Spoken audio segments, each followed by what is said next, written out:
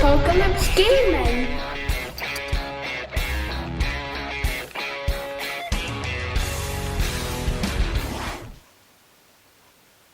Hi there folks, hope everyone's well. Today I want to take a look at this little baby.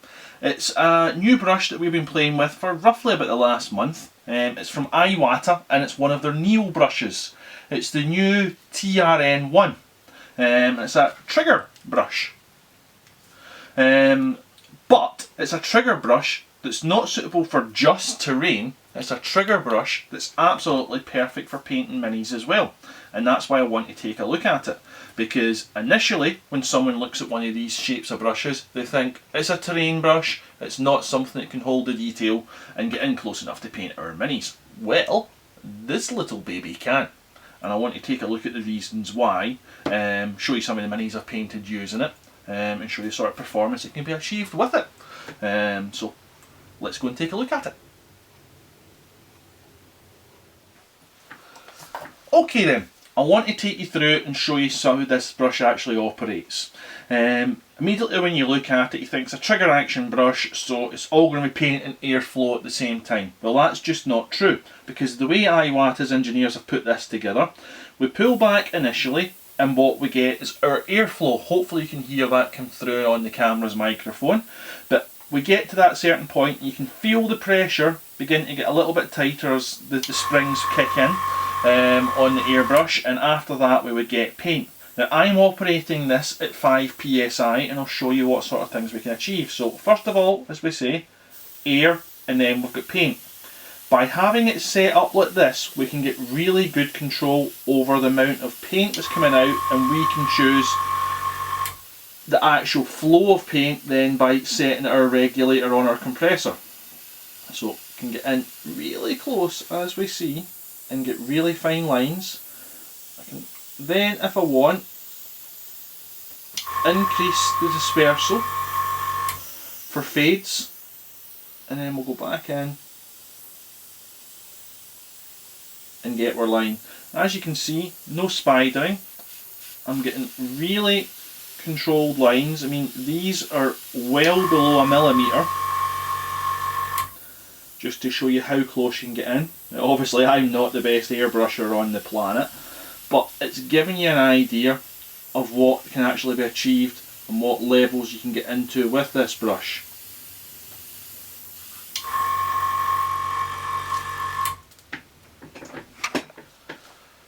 So, it comes with a 0.35 needle as standard. On the back of the brush, just here, we have a needle stop, which means you can set that just by turning to make sure that your trigger only goes back to a certain point where you want it to be, and then that prevents you from pulling the trigger back and getting lines larger than what you want. Now, the way I would look at this brush, I would classify this as a bridge brush. So earlier on you heard me describe this as a bridge airbrush. What actually do I mean by that? What's my viewpoint and why have I came to calling it that? Well, if you had any experience with modern cameras, you'll have heard of bridge cameras, which is the middle ground between buying a high-end DSLR and sticking with a point and shoot. It takes and does many of the features for you that your DSLR will do, but it automates them and makes it much easier to actually achieve those things.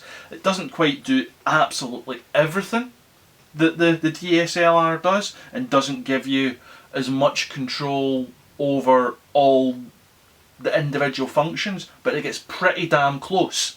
And that's what this does. It's going to take an awful lot of the fear, I feel, for people who are new to airbrushing, especially if they want to move up to a dual action and away from a single action, because it's allowing you to achieve many of the features that you can achieve with your dual action standard type brush with your trigger up here, but does so much more than your single action can do because of the dual action nature down here.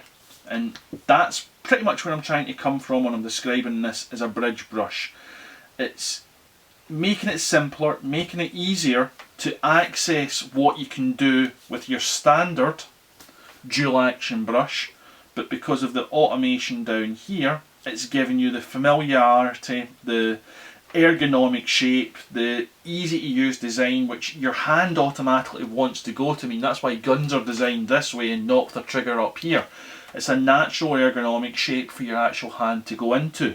And I found when using the normal style brushes that yes, they're absolutely great, but because I'm not using it absolutely all the time every day, I do get muscle fatigue in this finger.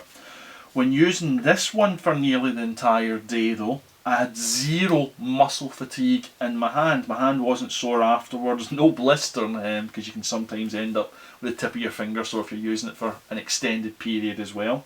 And I didn't get any of that, but I was still achieving the results that I wanted to achieve, and I still had the control over my airflow because I had my airflow and then paint. And when it comes to a standard single action brush, you don't get that. And most, if not all, trigger style guns that I've came across are all single action, and this dual action here is giving you the best of both worlds. So hence my explanation as to why I would call this a bridge brush. It's just the best of both worlds for you. So the brush comes with 3 different setups as to how you can have it to hold paint, and that is got interchangeable cups. You can use it the way I've been using it just on this video, without a cup, and just put your drops of paint straight in. It also comes with a 2mm cup and comes with a 10mm cup. The 10mm cup has a lid on it, so if you're going to be having the larger paint volumes in it and you want to try and stop sloshing the paint everywhere, as I'm very prone to do, you've got a cup that fits very nicely. It's nice and secure. Shake it up and down, but the cup itself still pops off nice and easily. I've used other brushes where yes, you can get the lid on, but then getting the lid off is a prying point almost, but on and off exceptionally easily. So that's 10mm, 2mm and without cup, whatever way you want to set it up. So I just want to reiterate it because I might only have mentioned it once or twice so far. Remember, this brush, trigger action, can run as low as 5 psi. For me, that's unheard of. I don't know, people can correct me if I'm wrong, but I don't know of any other trigger action brushes that you can successfully paint in at 5 psi. Now, why am I going on about that? Well, that allows me to get right in close to what I'm painting with a trigger action. Yes, dual actions, you can do that, but with the trigger action, it allows me to get in, still have that bridge brush feel, that comfortable shape, but get in right close to the detail of what I'm wanting to paint without having to worry about spidering and paint splatter and all those other issues you can get with your higher paint pressures. I've used it successfully as high as 30 psi. I'm tending to find that when I've been using it at 5 to 10 psi has been for my detail work and getting right in close to the things that I've been painting, and up as high as 30 psi for laying down varnishes or base coating or just priming something. I'm not going to show you painting up some miniatures with that, but what I will do is I'll give you some stills of some stuff that I have painted over the last month with it to give you an idea of what can be achieved. And these have been, I'd probably say 80% of it, the paint's been down, it's been laid down using this.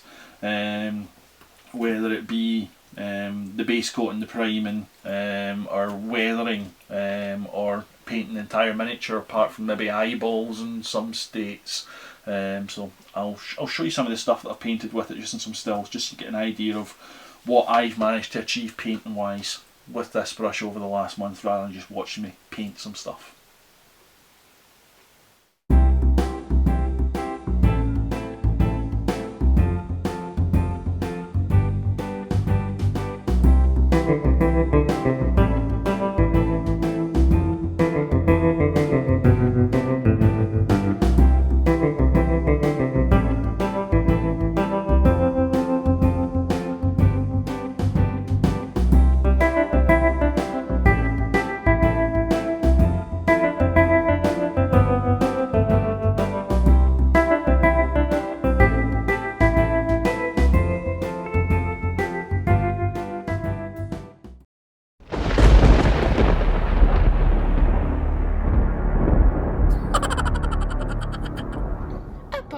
Gaming.